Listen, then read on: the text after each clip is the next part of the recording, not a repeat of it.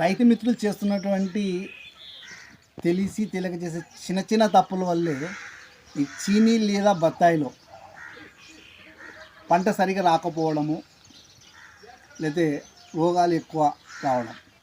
ఇందులో మొదటి కారణం మనం ఎన్నిక చేసుకునేటువంటి చీని మొక్కలు నర్సరీలు తీసుకునేటప్పుడు చుట్టూ గడ్డి లేకుండా పరిశుభ్రంగా ఉండే వాతావరణంలో ఉన్న మొక్కలు తీసుకుంటే మనకు మొక్క ఎదుగుదల బాగొస్తుంది.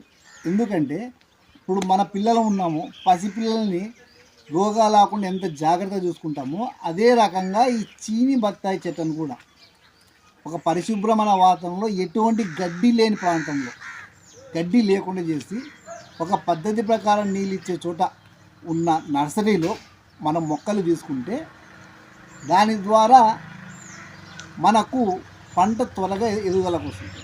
ఇక రెండవ కారణం, మొక్కలు తీసుకొని రాగానే ఉన్న ఫలంగా ఏదో మొక్కలు వచ్చినాయి రేపే గుంతలు తవ్వడం, నాటడం, అది ఇంకొక ప్రాథమికమైన తప్పు. మొక్క మనం తీసుకుని వచ్చిన తర్వాత అక్కడి వాతావరణానికి ఇక్కడి వాతావరణానికి ప్లస్ ట్రాన్స్పోర్టేషన్లో ఆ విపరీతమైన గాలికి ఆ మొక్కలు బాగా డిస్టర్బ్ అయి ఉంటాయి.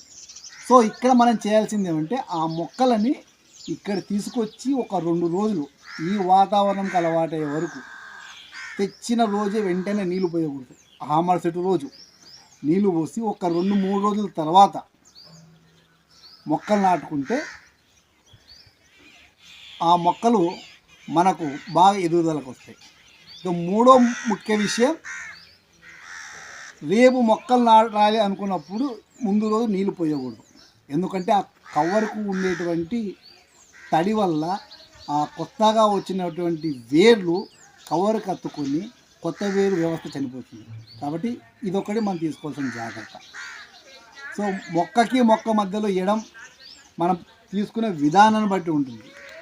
ఇక తర్వాత మొక్క నాటిన తర్వాత మొక్కని ఎలా సంరక్షించుకోవాలి, త్వరగా కాపు ఎలా రావాలి అంటే సహజంగా మనం చేస్తాము 2-3 సంవత్సరాల వరకు ఈ చినీ తోటలో అంతర పంటలు వేసుకుంటాం.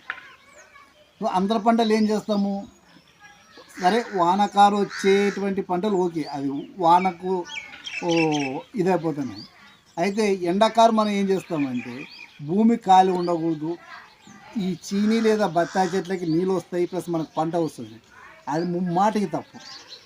ఎందుకంటే వానాకాలము వేసే పంట వరకు ఓకే, ఎందుకంటే గడ్డి పడకూడదు అనేది, ఎందుకంటే సహజంగా వస్తుంది.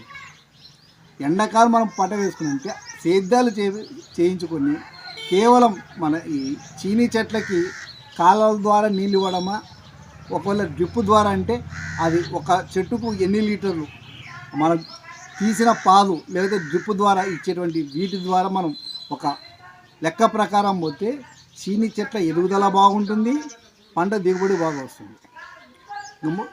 చిట్ట చివరి అంశం, చీని మొక్కలకి ఎన్ని రోజులకు ఒకసారి నీళ్ళు ఇవ్వాలి. వానాకాలం అయితే సరే మొక్క తెచ్చిన ఒక 15-20 రోజుల వరకు ఈ వాతావరణంలో సెట్ కావాలి కాబట్టి 4-5 రోజులకు ఒకసారి ఇచ్చినా సరిపోతుంది. సహజంగా చీనీ చెట్లకి 15 రోజులకు ఒక్కసారి మాత్రం నీళ్ళు ఇవ్వాలి. అప్పుడే ఆ చీనీ చెట్లు ఆరోగ్యంగా బతికి ఎదిగి మనకు ఫలాలను ఇస్తాయి. నీళ్ళు ఎక్కువ అయితే జనరల్గా చీనీ చెట్లకు వచ్చేటువంటి వైరస్లకి ఈ తడి ఎక్కువగా ఉండడం వల్ల మన చీనీ చెట్ల నుండి మనం ఆశించినంత కాపు రాదు. మనం ఎంత పూత మందు కొట్టినా కాయ కోసం ఇది చేసినా కూడా పూత రాలడము లేకపోతే కాయ పచ్చగా రాలిపోవడము ఇవన్నీ సమస్యలు ఉంటాయి. కాబట్టి దయచేసి చీని చెట్లు నాటుకున్న రైతులు వానకారు కావాలంటే ఏదైనా పంట వేసుకోండి, అది కూడా నేల మీద పాకిటివి, కంది ఇటువంటివి కాకుండా అపరాలు లేదా వేరుశనగ ఇటువంటి పంటలు వేసుకుంటే ఉపయోగం ఉంది. కానీ లేకపోతే మనకి ఇచ్చిన చెట్లు వేస్ట్ను మనం తెచ్చుకున్న నర్సరీ వేస్ట్ అనే ఒక ఇది వస్తుంది, లేదా చీనీ చెట్లు మన వాతావరణం సెట్ కావనేది. కానీ చీనీ చెట్లకి కేవలం 15 రోజులకు మాత్రమే ఒక్కసారి నీళ్ళు ఇవ్వాలి. రాకపోవచ్చు, మనం వచ్చేసి ఇంటర్ క్రాప్ ఏదైనా పెట్టుకున్నా కానీ రావచ్చు రాకపోవచ్చు, అది వచ్చేసి ప్రకృతి వల్ల కానీ ఈ పెస్ట్ వల్ల కానీ డ్యామేజ్ జరుగుతుంది. కాబట్టి ఇప్పుడు 10,000 కన్నా వచ్చేది కూడా ఫర్ ఎకరాకు నమ్మకాలు లేదు. కాబట్టి అంతర పంటలు అయితే కన్నా ఆరుతడి పంటలు వేసుకొని దాని మీద మనం ఎక్కువ ఫోకస్ చేయకుండా ఎక్కువ ఫోకస్ వచ్చేసి మనం బత్తాయి మీద పెట్టుకుంటే కన్నా మంచి ఈల్డ్ తీయచ్చు భవిష్యత్తులో.